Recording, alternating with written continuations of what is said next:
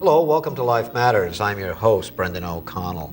Well, we're very fortunate today to have Alex Schadenberg in-house. He is the international guru as far as euthanasia and fighting euthanasia across the world. He heads up, he's the international chairman of the Euthanasia Prevention Coalition. Yes. Thank you. And we're going to ask him today some of the issues that he's been battling in the world in the last 10 or 12 years and what's really going on with this battle. Who's winning, who's losing, and what are some of the scenarios that come up, and should we as a society be really concerned and affected? Well, welcome, Alex. Thank you very much, Brendan. Well, Alex, tell us, what is happening in the world today? Can you tell us some of the continents you've been on and that sort of thing? And yeah, I think the first point is that in Massachusetts, the whole ballot question 2 is important, but that is assisted suicide. And in our organization, it looks at both issues of euthanasia and assisted suicide. So it's a wider thing. And euthanasia is when somebody would directly cause your death usually by lethal injection. Of course, they could do it in many ways, but usually it's by a lethal injection. So and that's how a physician will do it. And just so you know, it's not actually that easy to do it. Funny enough, it does take somebody who knows exactly the amount to use, and it's important. And when we're talking about assisted suicide, it's about prescribing a lethal dose.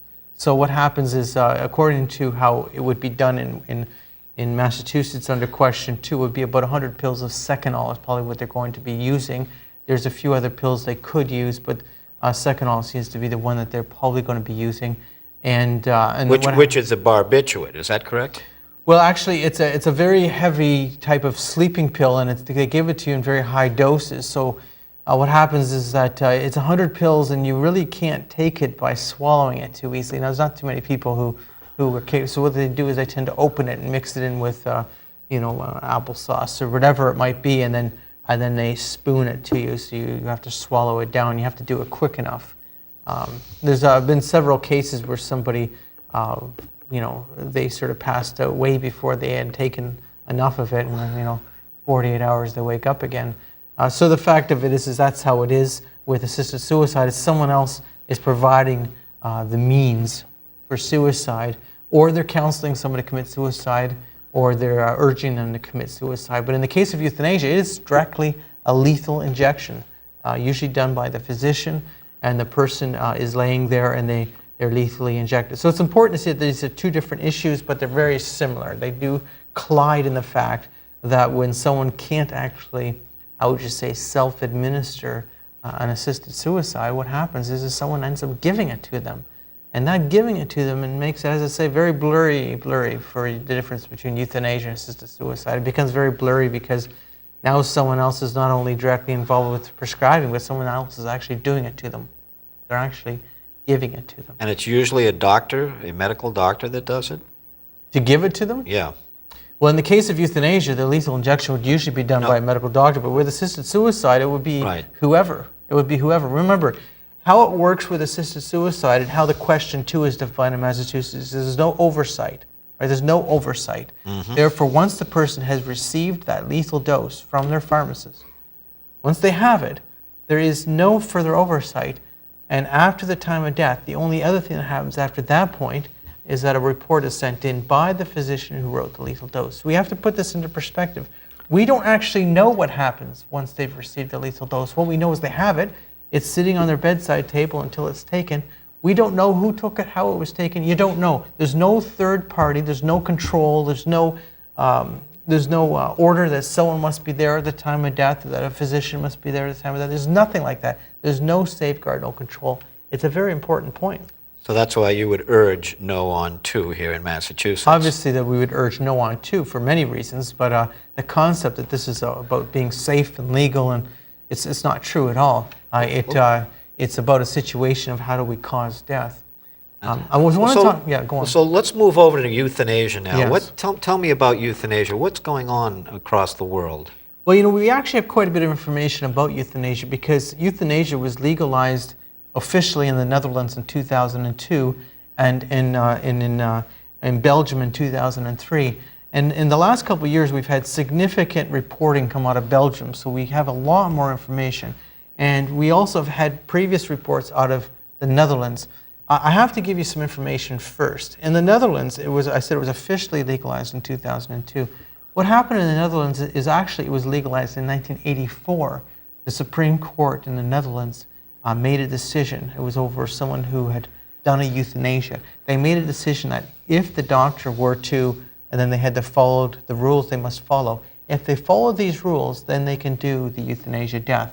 So what happened is the Supreme Court didn't strike down the law, but what they did do is they created a set of principles that must be followed in order for them to do euthanasia and not be prosecuted. So there was a period of time of 18 years where euthanasia was being done openly in the Netherlands, but it was not technically legal. It was legal by the courts. Now, I know in the US you've had other cases where the courts make a decision and overturn a law. This is the same sort of idea as that. So what's very important is to give you these facts about Belgium. Belgium did a very impressive study, and it was actually broken into 3 different studies.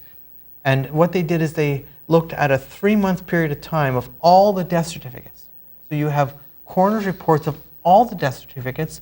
They sent out a questionnaire to the physicians who were involved in those deaths. It was a 5-page questionnaire, and then they received responses. So they have a massive response on a large number of deaths, and the questions were around what happened around the death, right?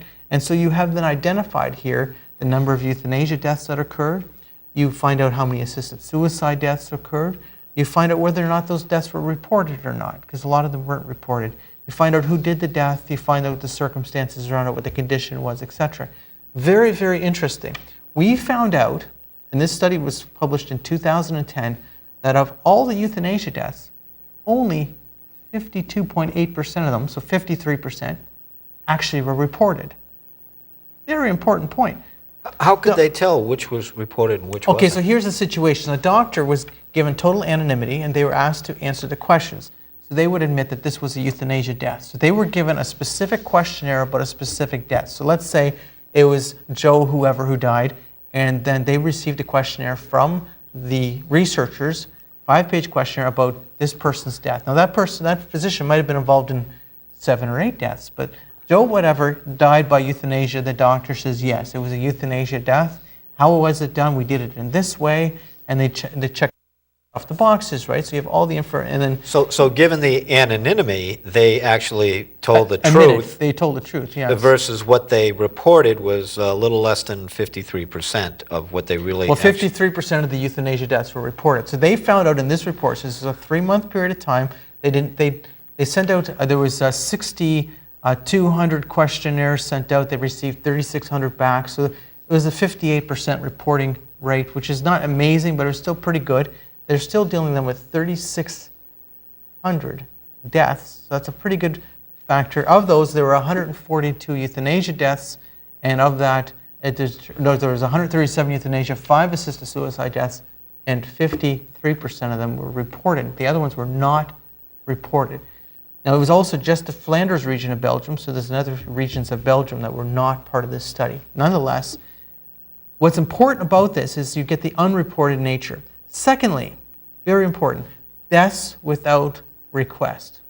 So the law says in Belgium and in the Netherlands that someone must request euthanasia. In the same way as question 2 in Massachusetts, you must request it, right? Deaths without request. 32% of those euthanasia deaths were done without request. Now that's shocking. That shocks me. So basically they were killing, the doctors were killing the patient without the patient requesting it. Is that correct? No request. That's correct. There's no request. They died by euthanasia. No request. It's a very important point. Now, when we talk about euthanasia, people say, oh, well, how could that be? How could they get away with this? Well, they don't report them. The doctors don't send in the reports. When they do a death without request, they don't send in a report. So I mentioned only 53% of the euthanasia deaths were reported. That means 47% weren't.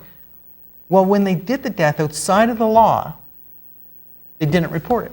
And there was no third-party follow-up. There's no situation. The situation in Belgium, which is going to be exactly the same in Massachusetts, is the doctor who does the euthanasia death is to fill out a report and send it in.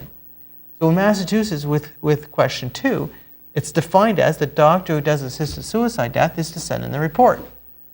They're the ones who prescribe, they must send in a report. So in Belgium, when they do something outside of the law, they just don't bother sending in a report. And since there's no interference or third-party follow-up or government interference in that way at all, it's about one person causing the death of the other person, you would hope that they requested it. Then they don't, no one knows. In Belgium, It's a silent wouldn't they crime. send in a death certificate and the cause of death on the death certificate? Well, if someone had cancer, the cause of death on the death certificate says cancer. If someone had dementia, the cause of death might be old age or dementia. If they had whatever, it would be marked down on what they had. So if they die by euthanasia, then they have to send in the euthanasia report to the government body, to the health committee, and out of that, they don't bother reporting. So it's very important. There's more to say about this too. Why did they do a death without request? And that's because there's a very vulnerable group. The very vulnerable group are the frail elderly who are not competent anymore. These are people who, they might have late stage dementia, they might have early stage dementia, but or they might have been someone who had a stroke and they're not really responding. It's possible that with medical treatment that person might be able to respond, but we don't know. What we know is they admitted that they died by euthanasia, there was no request, and they caused their death. Very vulnerable group, because they can't be protected unless someone else is protecting them. Unless a family member or somebody, a yeah. close confidant friend. And then we have to really think about what's going on, because often the families are saying, oh, well, so-and-so, well, she's had dementia. Wouldn't it be better for us just to speed this up? Wouldn't it be better for us just to end their life? So you have got no request. The legal request in Belgium is very similar to how it's been done in Massachusetts. The legal request must come from the person. If you're incompetent, you can't request. So a third party could confide with a doctor and kill the Now, vulnerable person. Ethically speaking, the doctor is to say no. The doctor would say, well, there is no request. This is not illegal. We can't do this. But they are doing it. And that's what's so important that that study showed. 32% of euthanasia deaths were without request. 53% of all deaths were reported. Now, here's another kicker. The Belgium law So in reality, it may be a lot higher. If only well, the 50 euthanasia numbers are a lot higher. And I'm going to get into the Netherlands a bit too about that too. It's very important because here's the thing. What you're going to hear, and what you hear from the pro-euthanasia, the pro-assisted suicide lobby is, this can be done safely. And then they'll refer to the Netherlands and Oregon, and they refer to these studies of the reported euthanasia deaths. And when you look at the reports that came out of this study in particular, it showed that when the doctors send in a report, they usually follow the law. They almost always followed the law when they sent in the report, or at least the report, all the boxes were properly checked. But when there's not a report, now we've got a totally different situation. You've got deaths without request. You also have situations where, why did this happen? We don't know. No report. We don't know what happened, but we're getting an admission. We gave them a lethal dose. We intentionally caused their death. So who is this group? And that's the important point. These are people who tend to be vulnerable because they can't respond themselves. It's about the bed blocker situation. We're emptying beds and further. But here's the kicker of it. The law is specific the bed in Belgium. blocker, you mean to say we're not going to admit this person for a bed, they're taking up a bed? No, so someone who is taking up, someone who is taking up a bed. So we're going to get rid of them by giving a lethal dose. Is that what you're saying? That's right. And the other point, which is very important, it's most often done in hospitals. In Belgium, it's quite clear. The deaths that were done outside of, so a doctor, let's say, did a euthanasia death in someone's home, most of those they did report, not all, most of those were reported, most of those did follow the law. But in the hospital, it was a different situation. Oh, and this is very interesting. So the abuse is more rampant in hospitals. Is that correct? Yes, very clear. Very clear. The study was very clear about it. Further to this, nurses, by law in Belgium, are not allowed to do euthanasia.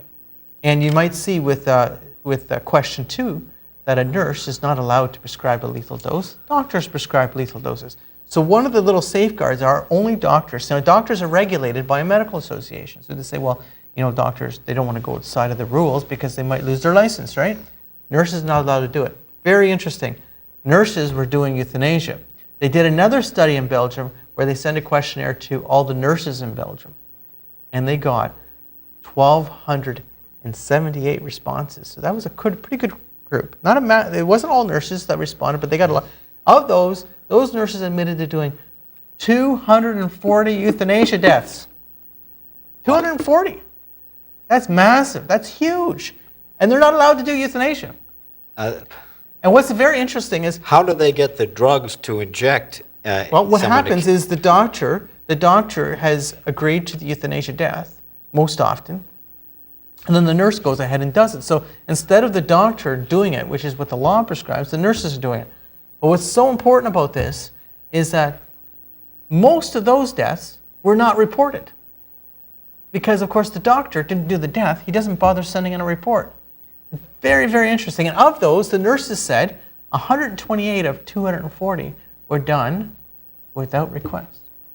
Very interesting. That was a massive, that was huge, massive. And yet, this is supposedly safe, legal, it's about autonomy, it's about freedom. And of course, it's out of control. But others say, well, wait a second here. So it's really not about, it's about the opposite of being safe, legal. It gets right out of control. And the fact of it is if this were happening, even 2 or 3% of the time, you would say, well, that's pretty concerning because, you might say, oh, it's only, 2 or 3% of the time because, but what about if you're one of the 2 or 3%? You see, that's the point. But here we're talking about 32% in Belgium. 32% of deaths without request. Massive. So further to this, very important, the Netherlands. The Netherlands, the number of euthanasia deaths has been going up every year since 2003. So every year there's a jump. In the last few years, there's been a massive increase in the number of euthanasia deaths. Why is it increasing so? I can't necessarily answer that question. I tend to think it's because it's becoming far more socially accepted. That over time, something goes from being, well, that's an option, to it becomes an obligation, or it becomes what everybody does. But what's really important with the Netherlands is where they keep saying, oh, everything's controlled. And yes, there was bad things that happened earlier on, but we've controlled that. Because, for instance, the earlier reports show these large numbers of deaths without request in a similar way as Belgium is showing in their studies. But they have really tried to control that. But still, in 2010, 23% of all euthanasia deaths were not reported, simply not reported. And so we have to be very clear about this. The deaths that were not reported in Belgium, those deaths simply did not follow the law.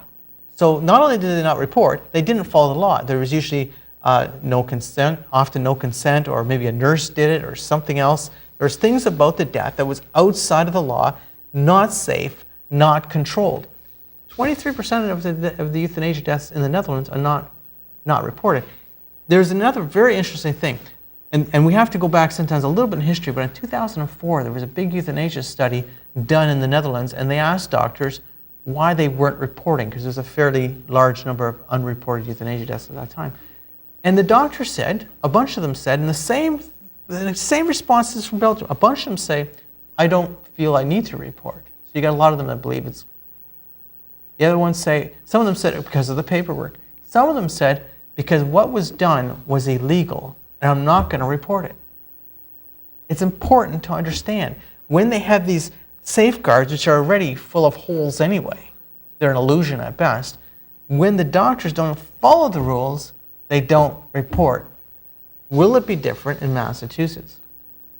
Doubtful if human behavior has anything to do with it. And you know what's interesting? In the very beginning, things tend to be a little bit tight, right? In the very beginning, when something just begins, people tend to be a little bit careful and follow the rules and the rest of it.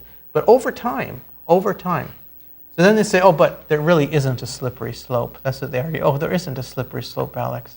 It's about people suffering and requesting this. There's no worries. Vulnerable groups are not dying by euthanasia or assisted suicide. Well, let's look at the Netherlands.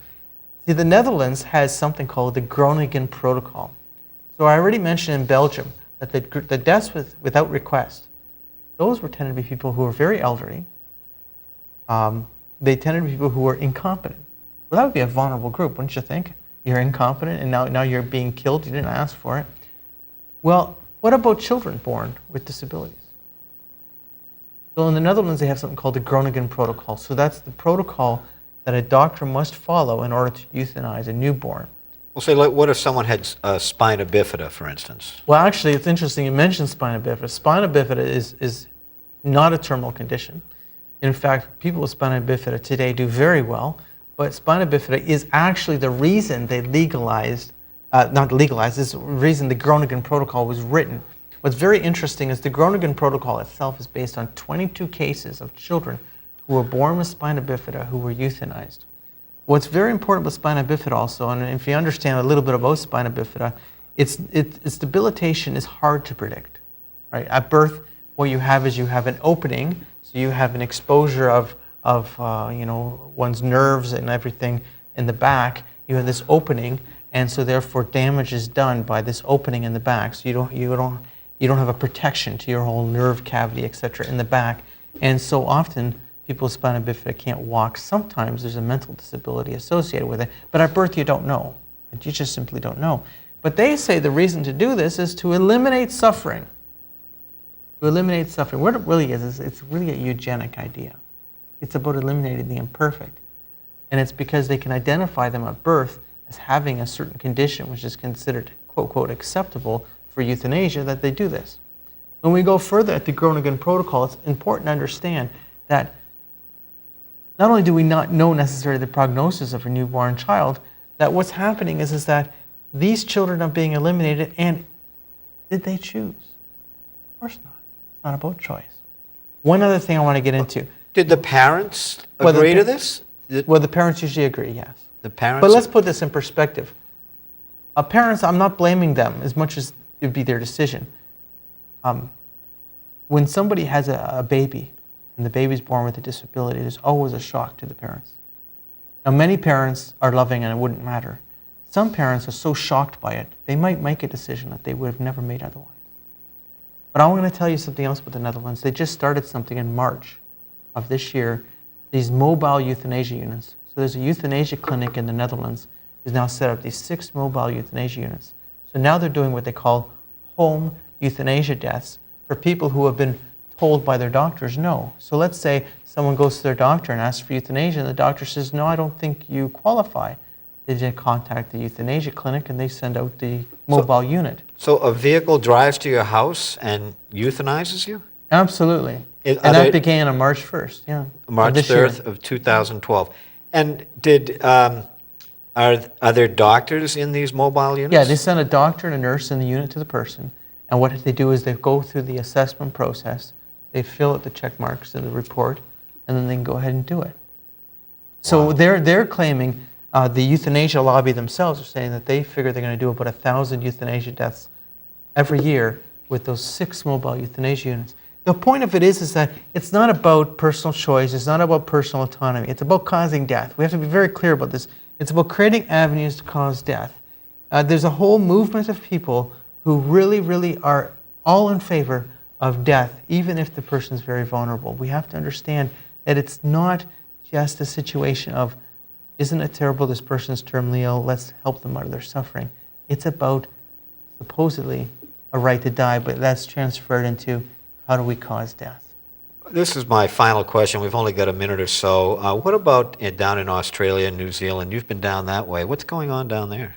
Well, they've been trying to legalize euthanasia in Australia. Australia was actually the first place where euthanasia had been legalized, and it was overturned within 2 years. So that was in 1994, and then overturned in 96. Anyway, they've got a guy there called Dr. Philip Nitsky, they call him Dr. Death, and he's also really involved with causing people's deaths outside of the law, and this is what he does. So you get all kinds of types who are really pro-euthanasia, and even if you think about here in the U.S., Derek Humphrey, he got involved because he caused his first wife's death. That's why he got involved. Derek Humphrey. Was he from Australia or from around here? He was he was American. He's here now, but I mean, he started in the UK. I see. Wow. Well, this show went by so quickly, and there's so much we could talk about worldwide. We only scratch the surface with the Netherlands, the Benelux area, and a little bit on The point is, it's simply not safe. You cannot open the door to euthanasia as suicide. It's simply not safe. Simply not safe. Well, there's the slippery slope, and we as voters have a chance to vote no on 2 here coming up in November of 2012. We hope you will. We hope you found this show to be unique, informative, Content-rich, truthful, and thought-provoking. Thanks for watching. I'm Brendan O'Connell, your friend for life.